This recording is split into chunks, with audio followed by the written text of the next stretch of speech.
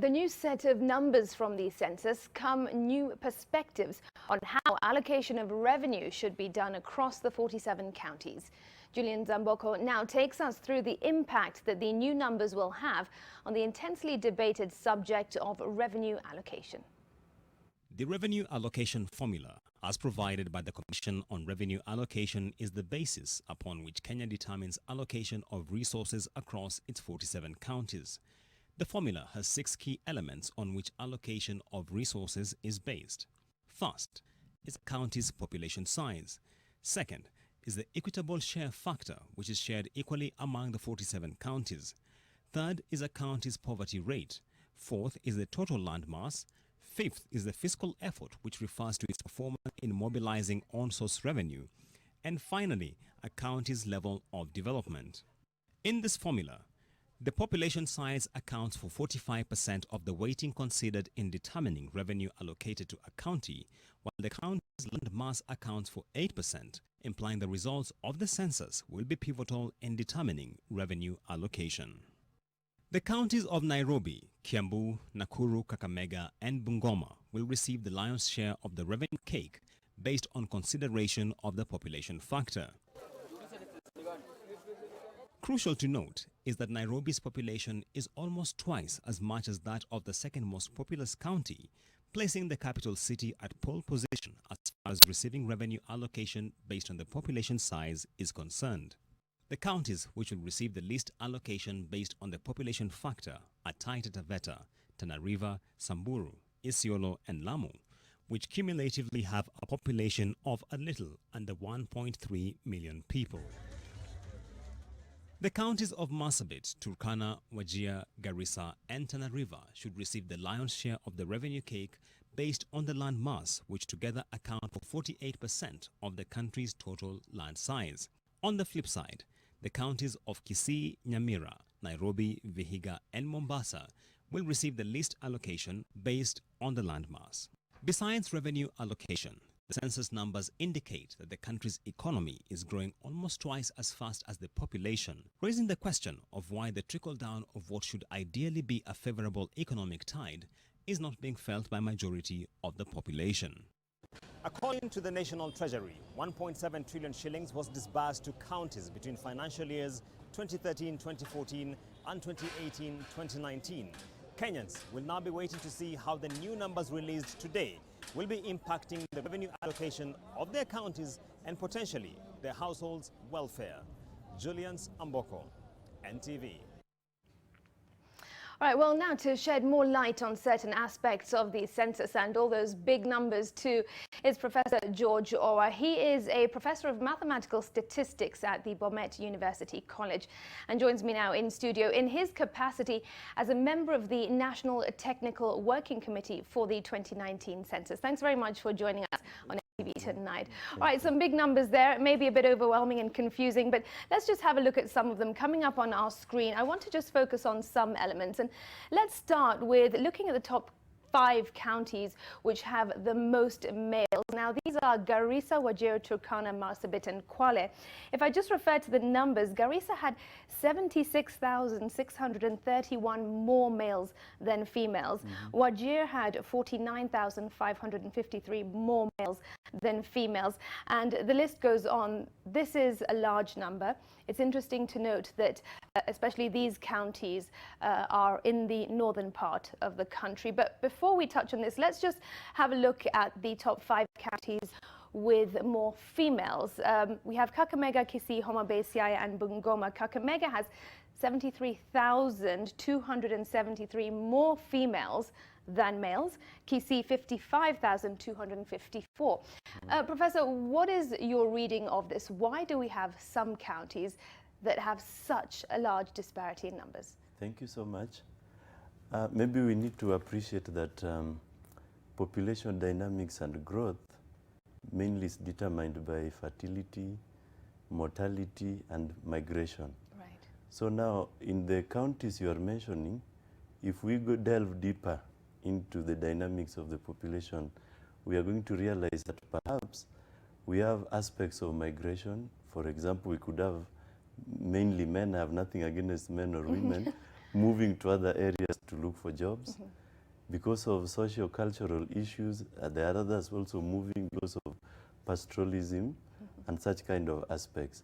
So in a short while, we are going to get deeper into this analysis. Ordinarily, this what we gave today should have just been referred to as provisional results to paint an immediate picture of what the census actually entailed. But when we get to real thematic analysis, then we are going to now get the explanations why in some areas you would find more females than males, others more males than females. Right. Yes.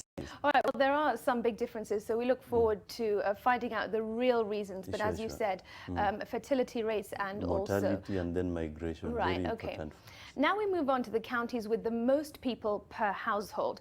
And again, if we look at these counties, they are more from the northeastern region of Kenya. Mandera with about 6.9 people, Wajir again 6, Garissa almost 6, also Marsabit, and then Kwale at the coast 5. Let's just then compare this with the least number of people per household. Onto the next graphic, we'll see some of these figures. There you go. Now compare those Nairobi to up to these. Laikipia. Exactly. Sure. Nairobi 2.9, Nyeri, Kirinyaga, Kiambu about 3 people per household, and Laikipia 3.4. So again, what is the reason for us seeing more people living in one home in Wajir, for example, compared to just about 2 or 3 in a household in Nairobi? Yeah, really nothing strange about this, because there is the aspect of nuclear family, and then there's the aspect of composite family, what else also we could have been called as the extended families. There are regions in this country where people would be found living as composite, and the extended families are therefore found together. So in Wajir, for example. Yes, but now a place like Nairobi where I stay, for example, hardly would you find that I want to stay with my wife, my children, and then the uncles to these children, the and sisters to right. It's really rare in the urban areas, and that's why I said there's really nothing strange about this.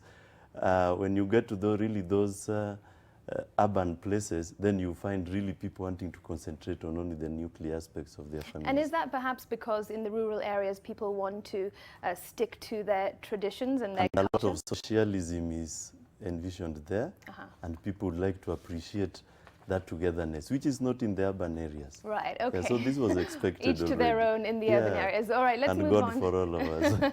Let's move on to the next graphic here. And this shows the growth rate. Now, what we have established from this report is that, yes, indeed, Kenya's population is growing, Yes. but the growth rate is declining. declining. Explain that to us. I mean, fairly straightforward, because just like when you have a bank facility, a loan facility, and of course when paying back, ordinarily you are paying with some interest. So abruptly, because of some policy, for example, if the president decides to be favorable to the citizens, they could reduce the interest rates. But that does not mean, therefore, that the fund is reducing. You'll still pay more than you took, isn't it? Right. So the fact that the growth rates are falling does not in any way imply that the population itself would be falling. I see. Yes, so what is really happening, this intercensual population growth rate from 1969, as you have well indicated here, it was constant up to 3.4, up to 1989. Right, yeah. But beyond which, something happened, and if you read the details of their analysis, then you start getting them in our publications as National Bureau. But then when we said 2.9, the intercensual growth rate from the year 2009 up to now, that was meant to help us get projections. But then what is again emerging now is that that rate is even lower than 2.9. Right. And maybe not to preempt, but perhaps that explains what I've had people already complain immediately we launched this. Because on account of these growth rates, we already had growth projections. Right. I want to pick up on a case like that of Mandera. You've had quite a bit of noises here and there. Yes. On account of these projections alone, it had been projected that the population would be at around 750, and that was published. Right. But then that was on account of 2.9, which has since fallen to 2.2. Right. And people need to appreciate that the fact that the whole country is growing, there is the law of averages. In Kiambu, it could have grown. Elsewhere, it could have fallen. Right, but then okay. when we take the arithmetic mean, then we get such kind of level. So we need to be very careful how we do, compare. otherwise we will also confuse all those Yeah. who perhaps aren't so strong on numbers. Yes. All right, let's have a look at something else that's rather interesting. And well, all right, we'll come back to this, but there is a slide that I want us to have a look at first, Sure, and that is sure. about intersex. All right, we're back to that graphic. All right, well, we don't have that graphic, I'm told, but Okay. basically if we have just a look here at the intersex population. Yes. 245 in Nairobi, 135 in Kiambu, Nakuru 95, Wajir 49, Meru 41. Higher figures in the urban areas. Why is this? Are the urban areas more accepting? No, I would not like to attach any explanation to this, because if you recall what the enumerators were doing, the enumerators relied on what they were told by the populace of Kenya. Okay. Yes, so it was a question of what your sex was, and what you told them is what they recorded. Right. So what we recorded is really what they were told wherever they went to. And therefore, we haven't any particular explanation of why the intersex would be more in Nairobi or Nakuru and not anywhere else. I mean, that's what the people told us. Okay, so perhaps... Even now we are talking, if Yeah. you ask me about my sex, I mean, it is incumbent in me to Right. tell you, Okay, and okay. you record it All without right. further ado. All right, Thank you. understood. Okay, let's just go back to our final graphic now. And it Yes. was about the population projection. Here we go. This is what the figure looked like back in 2009. Yes, Kenya's sure. population stood at roughly 37 million people. In 2019, that's where we are, 47 million. Do you have an estimate projection rather for 2029? The document that is acting as a basis for these projections was done in the Demographic and Health Survey of 2014. Okay. And that was on the hypothetical growth rate of 2.9, Okay. which already predicted that as a country, next year, 2020, we are going to have 50 million Kenyans. And you can already see the hypothetical growth rate is somehow telling, which is not very far from the truth. Right.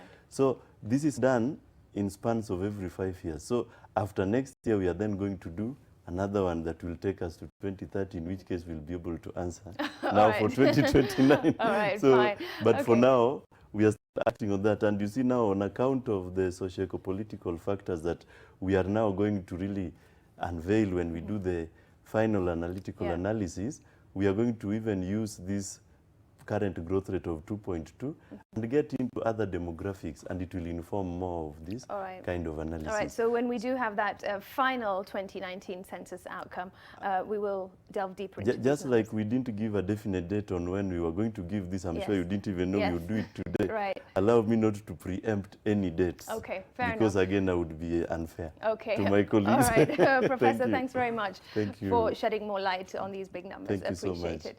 All right, with me in studio, Professor George Orwa. He is a professor of mathematical statistics at the Bomet University College, but here in studio with us in his capacity as a member of the National Technical Working Committee for the 2019 census. And as he clarified, this census result is really a preliminary result, and more final figures will come to us at some point soon.